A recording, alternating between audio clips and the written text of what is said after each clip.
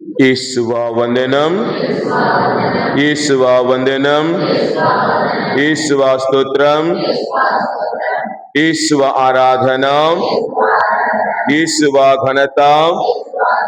తండ్రి దేవా వందనం, తండ్రి దేవా స్తోత్రం, తండ్రి దేవా ఆరాధన, ఆత్మదేవా వందనం, ఆత్మదేవా స్తోత్రం, ఆత్మదేవా ఆరాధన. Praise the Lord, praise the Lord. ప్రియా సహోదరి సహోదరులారా, ఈరోజున మనము దేవుని గ్రంథ వాక్యములను మూడింటిని కూడా చక్కగా ఆలకించాం. ముఖ్యముగా మొదటి పఠనములో మనము గమనించినప్పుడు మనము 15వ వచనం నుండి వాక్యాన్ని ప్రారంభించుకున్నాం. కానీ ఒక వాక్యము పైకి వచ్చి చదివినప్పుడు మనకు సంపూర్ణమైన అర్థాన్ని దేవుడు ఇస్తూ ఉన్నాడు. గమనిస్తే 14వ వచనం ఒక్కసారి చూద్దాం.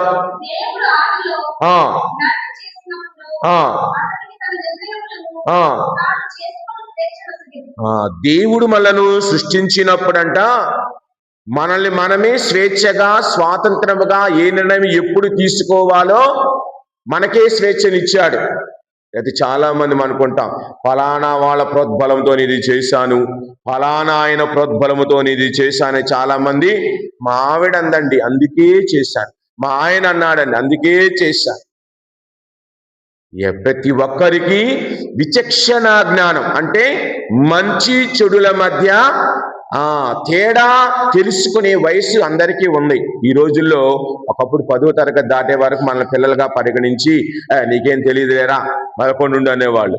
ఇది 6వ తరగతికే పిల్లలకి తెలుసు ఏది తప్పో ఏది ఒప్పో ఏది ఎక్కడ ఆలోచించాలో మనకంటే వాళ్ళే మెరుగుగా ఆలోచిస్తున్నారు.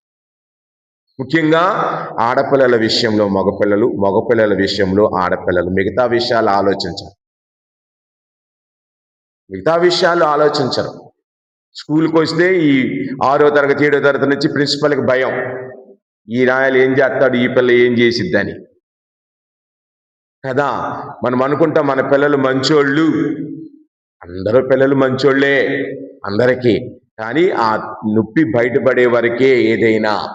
ఈ రోజున నీవు నేను కొద్దిగా సంపూర్ణముగా ధ్యానించినప్పుడు అంటూ ఉన్నారు, అదిగో ప్రతి ఒక్కరికి స్వేచ్ఛను స్వాతంత్రాన్ని ఇచ్చాడు. కావున నీ ముందు నిప్పు ఉన్నది, నీరు ఉన్నది, నీ ముందు జీవము ఉన్నది, మరణము ఉన్నది. వీటిలో ఏది ఎంచుకుంటే బాగుపడతావో నీకు తెలుసు. నిప్పును తీసుకుంటే కాలిపోతామని, నీళ్లలో నీళ్లు తీసుకుంటే చక్కగా బాగుపడతామని, మరణాన్ని తీసుకుంటే అనగా పాపాన్ని తీసుకుంటే నాశనం అవుతామని, జీవాన్ని తీసుకుంటే దేవునితో కలిసి నడవగలమని. అందుకే ఈనాటి చివరి వచనం ఏమంటూ ఉన్నాడు, ప్రభు ఏ నరుని కూడా పాపము చేయమని ఆజ్ఞాపించడు. ఏ నరుని కూడా తప్పు చెయ్యమని పాపము చెయ్యమని ఏ నరునికి కూడా దేవుడు చెప్పడు. కానీ మనమే దేవుని మీదకి నెట్టేస్తాం, మనమే భగవంతుని మీదకి నెట్టేస్తాం. కావున ఈనాటి 3 పట్టణాల్లో మనము చక్కగా ధ్యానించుకుంటూ ఈనాటి సువార్తలోనికి వచ్చినప్పుడు మనము చాలా విషయాలు గ్రహించాం. మొదటిది విన్నది చివరికి వచ్చాలకి మొదటిది మర్చిపోతాం. ఎక్కడ స్టార్ట్ చేసావో మనకి తెలియదు. క్రొత్త పాత నిబంధన అని, తర్వాత ఆగ్రహము దాని స్వరూపమని, తర్వాత వ్యభిచారము దాని రూపమని, తర్వాత భార్య పరిత్యాగమని, తర్వాత ప్రమాణములు అని, ఇవన్నీ కూడా మనము ఆలకించాం. 4 విషయాలు ఆలకించాం. ప్రియ సహోదరి సహోదరులారా, మనం ఆలకించిన విషయాలన్నీ కూడా చాలా చక్కగా ఉన్నాయి, వింటకు చాలా చక్కగా ఉన్నాయి. మరి పాటించే విషయములో నీవు నేను ఏ విధముగా ఉంటూ ఉన్నాము, వాటిని ఆచరించే విషయములో నీవు నేను ఏ విధముగా ఉన్నాం. ఆఫ్రికా దేశంలో అంటండి కొన్ని సంవత్సరాల క్రితం కొంతమంది సేవ చేయటానికి వెళ్ళారట. ఆ దేశంలో, ఆఫ్రికా దేశంలో మా సభ కూడా పనిచేస్తుంది. చాలా అక్కడ ఒక 5-6 దేశ ఆఫ్రికా ఖండములో అనేకమైన దేశాలు ఉన్నాయి. అందులో కొన్ని దేశాల్లో పనిచేయటానికి వెనక చాలా కాల క్రితం వెళ్ళారట. అక్కడ ఏంటంటే ప్రతి మన మాదిరిగా ఇళ్ళు దగ్గర ఉన్నా కానీ వాటిని బుష్లు అంటారు. అంటే ఒక 5-6 ఇళ్ళ దగ్గర, అంటే అడవి ప్రాంతం ఎక్కువ కాబట్టి. కావున ఆ ఫాదర్స్ వారి మధ్య ఉండి పనులు చేస్తూ ఉండేవారు. ప్రతిరోజు వాళ్ళు ఏం చేసేవాళ్ళు, గ్రామాలకు వెళ్ళి పరిచర్య చేసి సాయంత్రానికి వాళ్ళు ఉన్న స్థలానికి వచ్చేవారు. ఎలాగైతే మనం పనులకి ఇంకో పనికి వెళ్ళి ఇంటికి వస్తామో, ఉదయాన్నే మనం అన్ని ఇల్లు చక్కబెట్టుకొని వెళ్తాం. ఈ మధ్య కోతులు బెడద ఎక్కువైనప్పుడు వచ్చేళ్ళకి మనం అనుకున్నట్టు ఇల్లు ఉండట్లేదు. ఇప్పుడు అపార్ట్మెంట్ అంటే పర్వాలేదు, అన్నిటికీ ఏదో గ్రిల్స్ గొలుసు పెడతారు. సొంత ఇల్లు అనుకోండి, ఇళ్ల మధ్యలో ఉన్నావు అనుకోండి, ఆ ఇంటి మీద నుంచి ఇంటి మీదకి, ఇంటి మీద ఆ ఇంటి మీదకి నువ్వు బట్టలు ఆరేసినా, ఇంకోటి ఏం చేసినా, ఇంటి ముందు ఏదైనా ఆరబోసినా, బియ్యం లాంటియో, లేకపోతే ఏమంటారు మనం మిరపకాయలు లాంటివి, ఇప్పుడు పచ్చడి కాలం వస్తుంది కాబట్టి చాలా ఆరబోసుకుంటూ ఉంటాం. మనం ఆరబోసి వెళ్ళిపోతాం, చక్కగా బట్టలు ఆరేసి ఆరబోసి వెళ్ళిపోతాం. సాయంత్రానికి ఎండిపోతే చక్కగా చేసుకోవచ్చు అని. కానీ వచ్చాలకి నువ్వు అనుకున్నట్టు ఒక్కోసారి ఉండదు. అలాగనే ఒక రోజట వీళ్ళు పళ్ళుకు వెళ్ళారు, తిరిగి వచ్చారు. అక్కడ విచిత్రంగా కనిపించింది. ఏంటి, కొన్ని కోతులంట పొయ్యి దగ్గర నీళ్లు కాస్తున్నట్లుగా ఉన్నాయి, నిప్పుని వేడి చేస్తున్నట్లుగా చేస్తున్నాయంట. కొన్ని కోతులు ఏం చేస్తూ ఉన్నాయి, పైకి ఎక్కి ఆడుకుంటూ ఉన్నాయి. కొన్ని కోతులు ఈ విధంగా ఒక్కొక్క జతలుగా ఉన్నాయి. అక్కడ అవి చేస్తూ ఉన్నాయి, కానీ నిప్పు లేదు. అది పొయ్యి దగ్గర కూర్చొని పుల్లలను లోపలికి నెడుతూ ఉంది, కానీ నిప్పు లేదు. మనం కూడా అంతే, క్రైస్తవులమని నాటకం ఆడుతూ జీవిస్తూ ఉన్నాం, కానీ క్రైస్తవులంగా ఉండటం లేదు. గమనించండి, మనము క్రైస్తవులమన్నవాడు నీతి, న్యాయము, అసలైనవన్నీ కలిగి ఉండాలి. కానీ వాటిని లేకుండా ఈ రోజుల్లో ప్రతి చోట మనం గమనిస్తే, ప్రియ సహోదరి సహోదరులారా, బాహ్య అలంకరణకు ప్రాముఖ్యతనిస్తూ ఉన్నాం, ఆత్మీయతను, అంతరంగాన్ని వదిలివేస్తూ ఉన్నాం. ఈ సమాజంలో గమనిస్తే, మనం గమనించినప్పుడు మనము అసలైన విశ్వాసానికి, నీతికి, న్యాయానికి, ధర్మానికి ప్రాధాన్యత ఇవ్వకుండా, అదేమంటే నేను సినిమాలు చూడటం మానేశానని చెప్తాడు. మిగతాయి మానేశాడా? ఆడపిల్లల వైపు చూడకుండా ఉండటం, ఆడపిల్లల గురించిగా కమెంట్ చేయకుండా ఉండటం లేదే. మళ్ళీ అంటాడు, నేను మారు మనసు పొందానండి, సిగరెట్ తాగటం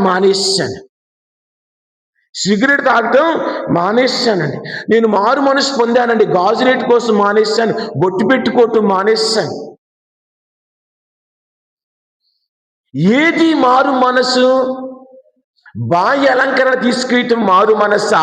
నీ మనసులో ఉన్న మాలిన్యమును, నువ్వు రోడ్డు మీదకి వచ్చినప్పుడు నీ ముందు ఒక అమ్మాయి వెళుతూ ఉంది, లేక నీ పక్కన అయితే రైల్లో వెళుతూ ఉన్నా, ఇంకో దగ్గర కూర్చొని ఉన్నా, బస్ స్టాప్లో ఉన్నా, ఇంకో దగ్గర ఉన్నా, చాలా మంది నిలబడి ఉన్నారు, నీ చూపు ఎక్కడ ఉన్నది? నువ్వు అన్నీ మానివేస్తావు. వైట్ డ్రెస్ వేసుకుని బస్ స్టాండ్లో నిలబడ్డా పూసుకెళ్ళటానికి. అక్కడ ఉన్న ఆడపిల్లల వైపు నీ చూపు ఎలాగో ఉన్నది? వంకరు చూప, టెంకరు చూప, మంచి చూప? నీవన్నీ మానేసావు, మంచిదే. నీ ఆలోచన ఈ విధముగా ఉంది, నీ ఆలోచన మారిందా? ప్రభు ఈరోజు అడుగుతున్నది అదే. నీ ఇతరులను చంపనవసరములా? నీ మాటతో నీ వారిని కించపరిచే విధముగా నీ నోరు ఉన్నదా? ఈ రోజున ప్రభు అడుగుతూ ఉన్నది అదే.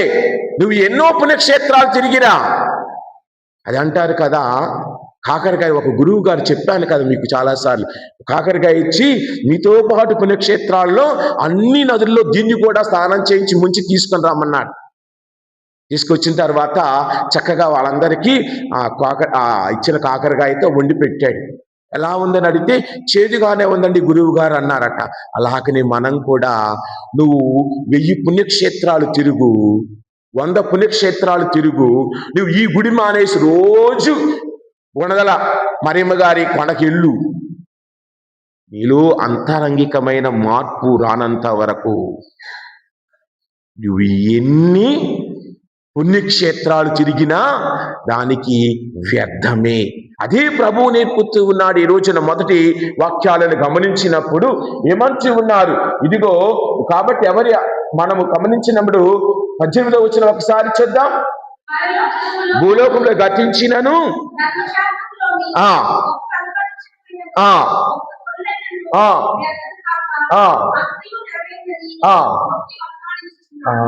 నీ నెరవేరుతాయి. నువ్వు అనుకోవచ్చు, నేను ఈ లోకంలో ఉన్నాను, ఎవరు చూస్తున్నారని. భగవంతుడు ప్రతిదీ గమనిస్తూనే ఉన్నాడు. ఈ రోజున నీవు నేను సఖ్యత కలిగిన జీవితం, సమాధానము కలిగిన జీవితం. అదే కదా మనం ఈ రోజున రెండవ భాగములో 21వ వచనం నుండి మనం చదువుకుంటూ వెళితే ముఖ్యముగా 23వ వచనం ఏమంటూ ఉన్నాడు? నీవు దేవుని సన్నిధికి వచ్చా, దేవుని ముందు కూర్చొని ఉన్నావు, నీ జీవిత విధానాన్ని ఆలోచింప చేసుకొని నీలో తప్పులు ఏదైనా ఉంటే మార్చుకోవటానికి నీవు ప్రయత్నిస్తే నీ బలిపీఠము చెంతకు నీ యొక్క హృదయం అనే కానుకను తీసుకొని వచ్చినప్పుడు నీకు కాదట, నీ సోదరునికి నీపై. అందరూ ఏమనుకుంటారు? కరెక్ట్ గా చదివితే నీపై నీ సోదరుడికి కాదు, ఏమంటూ ఉన్నది? నీ సోదరునికి నీపై. పక్కవాడికి నీ మీద ఏదైనా మనస్పర్ధ ఉంటే నువ్వే వెళ్ళి సెక్కపడాలి. నేను వెళ్ళాలా అని బీకరించి కూర్చుంటాం. వాడి దగ్గరకా నేను వెళ్ళాల్సింది, వాడంతా అని గర్వానికి అహానికి దిగిపోతూ ఉంటాం. ఏదండి నీతో నాతో వచ్చేది? చెప్పాను కదా, మనం ఒకసారి చూస్తే యెషయా గ్రంథం 2వ అధ్యాయం 22వ వచనం ఎక్కడ అనుకుంటా, అల్ప మానవునికి నమ్మవలదు, ముక్కు బెజ్జములో ఊపిరి ఉన్న అల్ప మానవుని యొక్క బండారము ఎంత? నా బండారం ఎంత?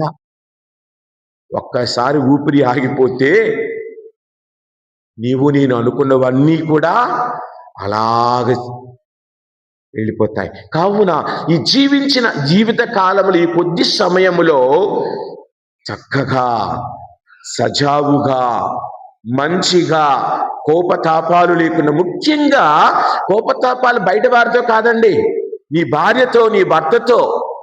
ఈ రోజుల్లో ఏంటంటే ఒక్క సంవత్సరం కలిసిమెలిసి ఉంటేనే యానివర్సరీలు చేసుకుంటున్నారు. మరి 50 సంవత్సరాలు కలిసిన వాళ్ళ పరిస్థితి ఏంటి? 40 సంవత్సరాలు కలిసిన వాళ్ళ పరిస్థితి ఏంటి? 25 సంవత్సరాలు కలిసిన వాళ్ళ పరిస్థితి ఏంటి? గత 4-5 సంవత్సరాలు ఈ ట్రెండ్ బాగా వచ్చింది. We live together for 1 month, 1 నెల కలిసిగా జీవించా అనగానే 30 రోజులా అన్న జీవితాలు మన మధ్య ఉన్నాయి. మరి 30 సంవత్సరాలు, 40 సంవత్సరాలు, 50 సంవత్సరాలు కలిసి జీవించిన దంపతుల యొక్క జీవితం ఇంకెంత విలువైనది. కావున ఈ రోజుల్లో ముఖ్యంగా యువకులారా ఆలోచించండి. ఆత్మీయ ఆకర్షణ కావాలి, కానీ శరీర ఆకర్షణ కొద్ది కాలమే. ఈ శరీరం ఆకర్షించేది మనిషిని. ఒక స్త్రీ ఒక పురుషుడు ఎన్నాళ్ళు కలిసి ఉంటారండి? శరీర ఆకర్షణ మహా అయితే 1 నెల 2 నెలలు, తర్వాత మోసు తీరిపోయింది. రోజులు అనేవాళ్ళు లేరు మన మధ్య. మోజు తీరిపోయిందంట. దేని మీద అంటే ఆయనకు మనస్సులో ఆలోచన లేదు కలిసి ఉండాలని, శరీర ఆకర్షణే కానీ ఆత్మీయ ఆకర్షణ లేదు. నీవు నేను దేని అందు ఈ రోజుల్లో ఒక అబ్బాయిని చూసి వచ్చామండి, ఒక అబ్బాయిని చూసి వచ్చారంట, ఒక అమ్మాయిని చూసి వచ్చామండి, అది తక్కువైందండి, ఇది తక్కువైందండి, ఒకటి తక్కువైంది షేర్ ఖాన్ అంటే ఏంటి? ఒకటే తక్కువైందంట. ఏమిటి అది గుర్తించటంలా వేరే చూస్తూ ఉన్నాం. పొట్ట ఉందండి, లేక నల్లగా ఉన్నాడండి, జుట్టు లేదండి. నిలబడేది ఆత్మ ఆనంద్. పర్వాలేదు ఫాదర్, మీకేం తెలుసు, మీరు ఒంటరిగా ఉంటున్నారు. అవునమ్మా, అదే బెస్ట్ ఈ రోజుల్లో, అదే బెస్ట్ ఈ రోజుల్లో. కావున ఒక్కసారి ఆలోచిద్దాం నీ జీవిత విధానం. అందుకే ప్రభు అంటూ ఉన్నారు, మీరు ఆలయానికి వస్తూ ఉన్నారు, ఆలయంలో కూర్చుంటూ ఉన్నారు, కానీ మీ పెదవులు నాకు దూరముగా ఉన్న. 5వ అధ్యాయం 18వ వచనం ఒకసారి చూద్దాం. మత్తయి సువార్త 5వ అధ్యాయం 18వ వచనం 16వ వచనం.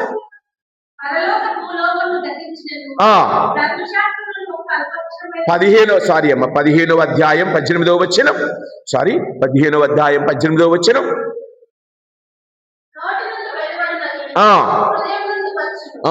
నోటి నుండి వెలువడినది హృదయము నుండి వచ్చెను, అది మనిషిని మాలిన్యము పరచును. తర్వాత వచ్చును దురాలోచనలు పుట్టుచున్నవి, వీని మూలమున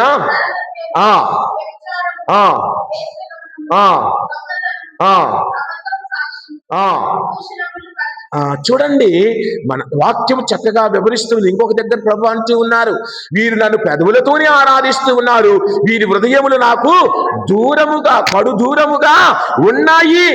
మరి నీవు నేను ఆలయములో ఉన్నప్పుడు నీ బాహ్యమైన ప్రవర్తన కాదు దేవుడు చూస్తూ ఉన్నది, అంతరంగికమైన ప్రవర్తన.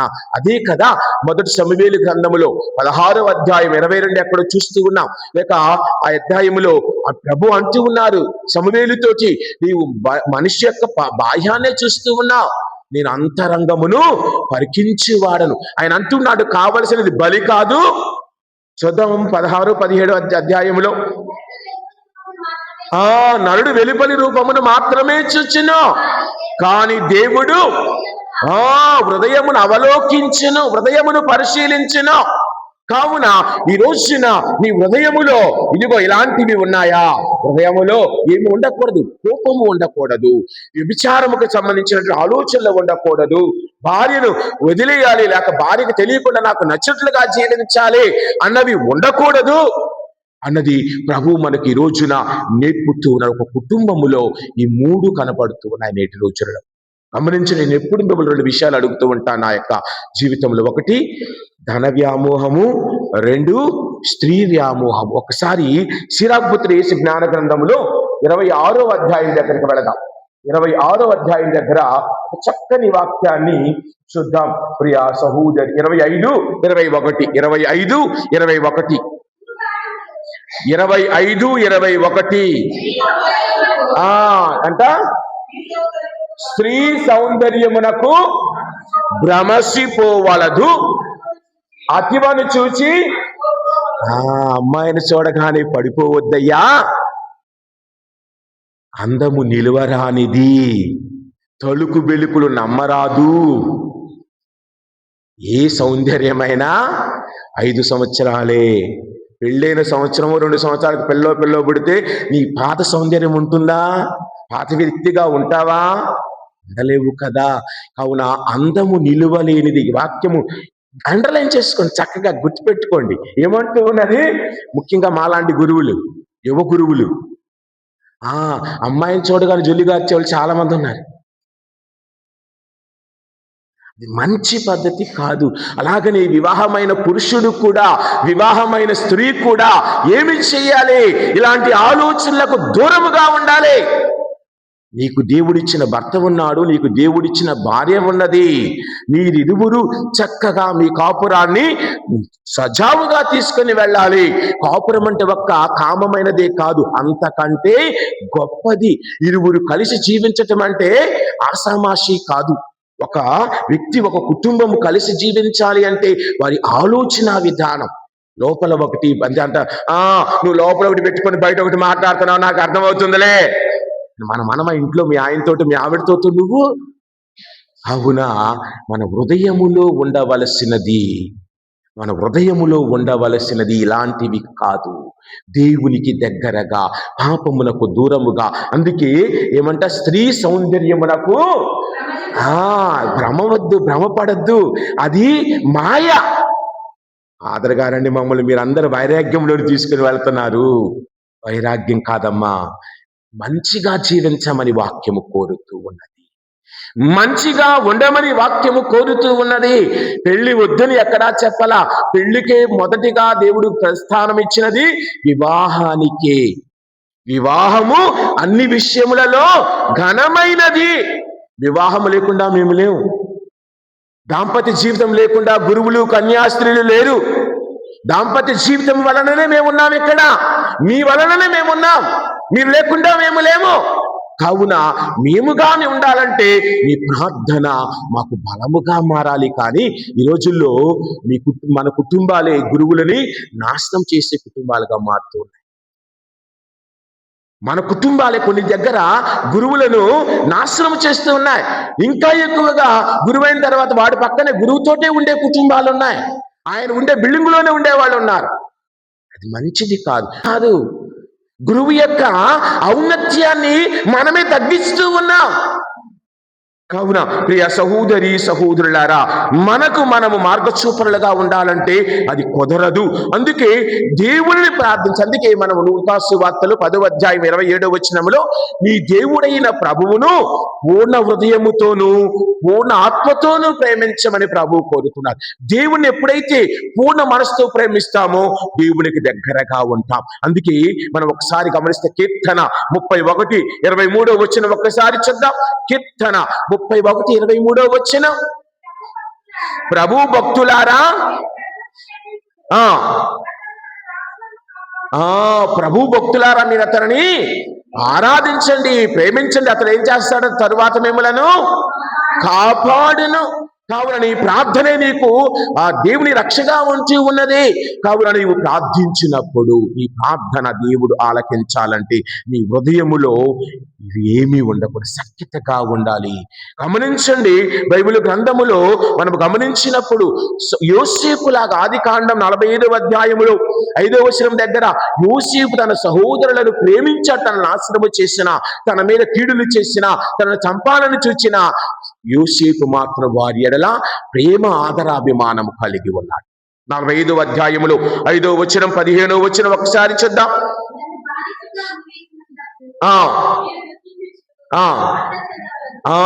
కలత చెందవలదు, దేవుడు ముందుగా నన్ను పంపెను. ఇది మీరు బాధపడవద్దు, ఏదో మా తమ్ముడిని మేము ఇలాగ చేస్తాం అలాగ చేస్తామని కదా, అది దేవుడు మన మంచి కోసమే చేశాడని యోసేపు చెబుతున్నాడు. మరి నీ కుటుంబం ఏదైనా జరిగినప్పుడు నీకు, నీ తమ్ముడికి, నీ అన్నకు, నీ చెల్లెలకు, నీ అక్కకు నీవు సఖ్యతగా ఈ విధముగా సఖ్యతగా మాట్లాడే మనసు నీలో ఉన్నదా అన్నది మనము ప్రశ్నించుకోవాలి. అది ప్రభు అంటూ నీ కానుకను సమర్పించినప్పుడు నీకేదైనా మనసులో తప్పుగా ఆలోచన ఉన్నదా, నీ కానుకను అక్కడే వదిలిపెట్టి వెళ్ళి సఖ్యత పడి వచ్చి నీ కానుకను అర్పించుము. ఎందుకంటే సూర్యోదయం అయ్యేలోపే నీలో ఉన్న కోపాన్ని తీసివేయాలి, నీలో ఉన్న పగను తీసివేయాలి. లేకపోతే సైతాను గర్జించు సింహం వలె వచ్చి నిన్ను కబళించును అన్న మాటలను వాక్యాల్లో పేతురు గారు మనకు తెలియజేస్తూ ఉన్నారు. కావున ప్రియ సహోదరి సహోదరులారా, గమనిద్దాం. ఈ రోజున విన్నటువంటి వాక్యములను బట్టి, ప్రభు మనతో మాట్లాడుతున్న విధమును బట్టి, ఇదిగో అలాగని మనము యాకోబు ఏశావులను గమనించినప్పుడు ఆదికాండం 33వ అధ్యాయంలో 3-4 వచనాలు ఒక్కసారి చూద్దాం. 33వ అధ్యాయం 3-4 వచనములు. వెళ్ళను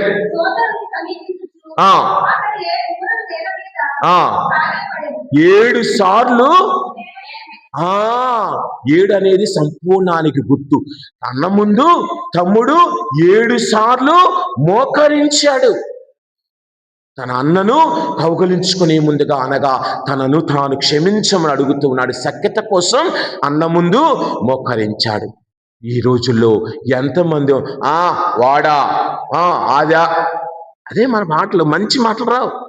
వాడు వీడు అది ఇదే గాని వస్తువులుగా పోల్చేస్తాం. మనుషుల్ని కూడా నచ్చకపోతే దాంతో నాకేం పని. కాలేజీలో గమనించండి, కాలేజీ ఫ్రెండ్స్ మొదటి సంవత్సరం చాలా క్లోజ్గా ఉంటారు. 2వ సంవత్సరం, 3వ సంవత్సరం, 4వ సంవత్సరం వచ్చే వాళ్ళకి ఎక్కువ మార్కులు వచ్చి నీకు తక్కువ వస్తూ ఉంటే, లేకపోతే వాళ్ళకి ఫ్రెండ్స్ ఎక్కువైపోయి నీకు తక్కువ ఉంటే, నీ ఫ్రెండ్ వాళ్ళతో క్లోజ్గా ఉంటే, ఈ ఆడపిల్లలకి ఆఫ్టర్ ఆల్ ఉండేది 4 సంవత్సరాలు కాలేజీలో, దానికి మళ్ళీ అక్కడ కోట్లాట్లు, ఫ్రెండ్షిప్లు, మళ్ళీ గ్రూపులు, మా గ్రూప్ రా, వాళ్ళ గ్రూప్ రా, ఆ గ్రూప్ రా, ఈ గ్రూప్ రా, ఆఫ్టర్ ఆల్ వెళ్ళి చదువుకోవటానికి ఇవన్నీ వదిలేసి దాని మీద కాన్సన్ట్రేషన్. సంఘంలో కూడా నువ్వు వచ్చేది గుడికి, మళ్ళీ ఎక్కడ అరే ఆ ఫాదర్ మనోడు కాదు, ఈ ఫాదర్ మనోడు కాదు. ఇది ఎక్కువైపోయింది ఈ రోజుల్లో, ఇది ఎక్కువైపోయింది. నువ్వు వచ్చింది ఆయన ఆరాధించడానికి, ఈ ఫాదర్ ఎవడో ఏ కులం అది తెలుసుకోవటానికా? అది అవసరమా? ఆయన వల్ల నీకేదైనా కీడు ఉంటే ఆయనే సంఘంలో విభజన తీసుకొని వస్తే నీకు అడిగే హక్కు నీకు 100% కంటే 200% ఉంది. వచ్చి అడగొచ్చు, ఫాదర్ మీ వలన మా సంఘం ఇలాగ తయారవుతుంది, ఇలాగ చెయ్యొద్దు, మీరు మమ్మల్ని కలిసికట్టుగా నిలబడినా అనాలి. అంతేగాని అది మనోడు కాదురా, నేను ఇక్కడ రాకముందే నా గురించి అందరికీ తెలిసింది. నేను పోయిన తర్వాత కొత్తోడు వస్తాడు చూడండి, ఆయన రాకముందు ఆ పేరు తెలియగానే ఫాదర్ ఎక్కడి నుంచి వస్తున్నారు, ఎప్పుడు వస్తారు, ఎలాగుంటాడు, ఏంటి, ఏ ఊరు, ఎక్కడి నుంచి, అవన్నీ ముందు తెలిసిపోతాయండి. ఆయన రాకముందు ఆయన అలాంటి వాడు తెలిసిపోయింది. ఆయన వచ్చినప్పుడు ఆయన మంచిగా ఉండాలని ప్రయత్నించినా ఆల్రెడీ మన మనసులో ఒకటి ఫిక్స్ అయిపోయాం. ఈడు ఇంతే, ఈడు కూడా ఇంతే, ఈడు కూడా ఇంతే అని ఫిక్స్ అయిపోయాం. కాబట్టి ఆ ఫిక్స్ అయినప్పుడు పెయిక్లాగా మారితే ఇంకా లాగటానికి ఏముంది అక్కడ? విభజనే కదా. కావున మనం ఫెవికిక్లా కాకుండా బాలు మాదిరిగా తిరిగి వెనక్కి రావాలి. తప్పు చేసినా తిరిగి నిలబడి సఖ్యతగా సమాధానంగా జీవించాలి. కావున ప్రియ సహోదరి సహోదరులారా, ఈ అన్న దగ్గర తమ్ముడు యాకోబు ఏసావులు ఏం చేశారు? యాకోబు ఏం చేశారు? అన్న ముందు 7 మారులు బోగరెళ్ళి మోకాళ్ళు వేసి సాష్టాంగ పడ్డాడని, సఖ్యత పడ్డాడని వాక్యం తెలియజేస్తూ, మరి నీలో సఖ్యత పడే మనసు నీ బిడ్డలతో, నీ కుటుంబంతో, నీ బంధువులతో నీకు ఉన్నదా? ఈ రోజున ఒక్కసారి గమనించండి.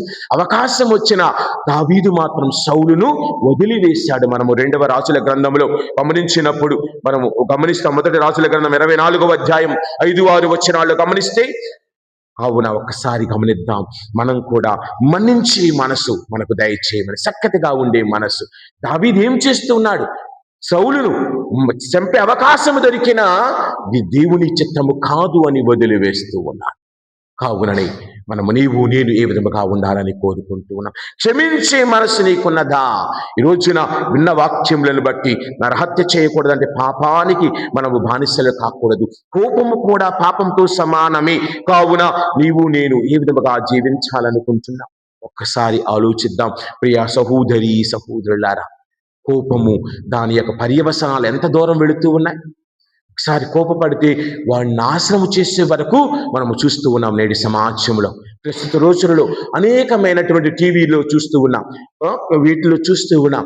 కోపపడ్డందుకు చిన్నదానికి పెద్దదానికి ఈ భర్తను భార్యను ఏ విధముగా మనుషులు కాలరాస్తూ ఉన్నారు నేటి సమాజంలో. కావున కుటుంబ జీవితము దేవుడు వసగల పవిత్రమైన జీవితం. ఈ కుటుంబ జీవితంలో కలతలు లేకుండా ఉండాలి. కష్టాలనేవి సహజం, కానీ కలతలు లేకుండా జీవించాలి.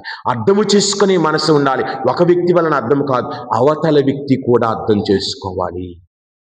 ఇద్దరు అర్థం చేసుకుంటేనే ఆ జీవితం సజావుగా ఉంటుంది. అంతేకాని నువ్వు నాకు చెప్పేదంటే, దానికి సుప్రీంకోర్టు జడ్జి దగ్గరికి వెళ్ళినా నీకు పరిష్కారం దొరకదు. సుప్రీంకోర్టు జడ్జి దగ్గరికి వెళ్ళినా నీకు పరిష్కారం దొరకదు. ఎందుకు? ముందు నీలో ఒప్పుకునే మనస్తత్వం లేనప్పుడు కరుడుగట్టిన విధంగా మాట్లాడుతూ ఉంటే అవతల వ్యక్తి ఎంతని భరిస్తాడు? దేనికైనా ఒక హద్దు, అంత పెద్దలు అంటారు హద్దు హదుపు ఉండాలి. అది అంటారు కదా, ఎద్దునకు రాయి హద్దయితే మనిషికి నోరు హద్దట. గమనించండి. లాగే ఒక ఎద్దుని ముందు పొలంలో దింపాలంటే దాన్ని వెంటనే పొలంలో తీసుకువెళ్ళరు. రాయి కట్టి ఒక నెల 2 నెలలు లాగేస్తారు. అప్పుడు బరువు లాగినప్పుడు అది తగ్గిపోయింది. అలాగనే మానవుడికి కూడా నోరు హద్దు. ఈ నోరును హద్దులో ఉంచుకుంటే నీ కుటుంబము ఎప్పుడూ సంతోషంగా ఆనందంగా ఉంటుంది. నోరు హద్దులో ఉంటే కోపం రాదు, నోరు హద్దులో ఉంటే పాపం రాదు, నోరు హద్దులో ఉంటే తగాదే లేదు. అంతేగా అనుకుంటే అంతే చక్కగా ఉండొచ్చు, చక్కగా ముందుకు వెళ్ళొచ్చు. అందరూ అనుకుంటారు అంతేగా. దానిలో చాలా అర్థం ఉందమ్మా, చాలా అర్థం ఉంది. అవును, గమనించండి.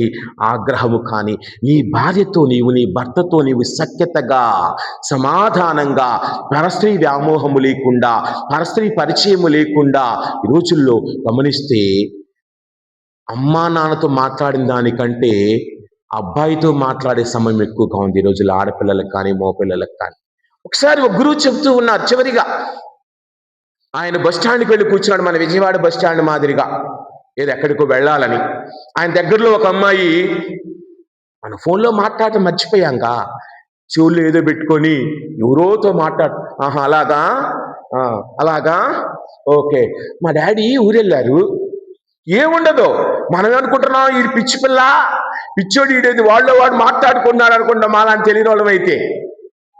ఎక్కడో జుట్టులాగా వచ్చింది వెనకంటే ఒకప్పుడు జడేసుకునే వాళ్ళం చక్కగా 3 పాయలు తీసి. ఇప్పుడు అన్ని కొత్తిమీర కట్టలే, జల్లక్లేస్తాం, జడేసే సమయం కూడా లేదు, అన్ని కొత్తిమీర కట్టలే కదా. ఇలాగొచ్చుండిద్ది, లోపల ఎక్కడో చిన్నది ఉండిద్ది, ఏది క్యాష్యూ నట్ టైపులో కదా, దాన్ని ఏమంటారు తెలుగులో, క్యాష్యూ నట్, జీడిపప్పు మాదిరి వంకరగా ఇలా పెట్టేస్తాడు, ఎవడికి తెలియదు ఎలాగుందో. అలాగా మాట్లాడుతా ఉన్నట్టు ఆయనతో పాటు బస్సు ఎక్కింది, ఆయనతో పాటు దిగింది. ఎంత సమయం, దాదాపు 4-5 గంటలు. మరి దేవునితో ఎంత సమయం నీవు మాట్లాడుతూ ఉన్నావు నీ జీవితంలో? రోజుకి ఎంత సమయం దేవుని కోసం కేటాయిస్తూ ఉన్నావు?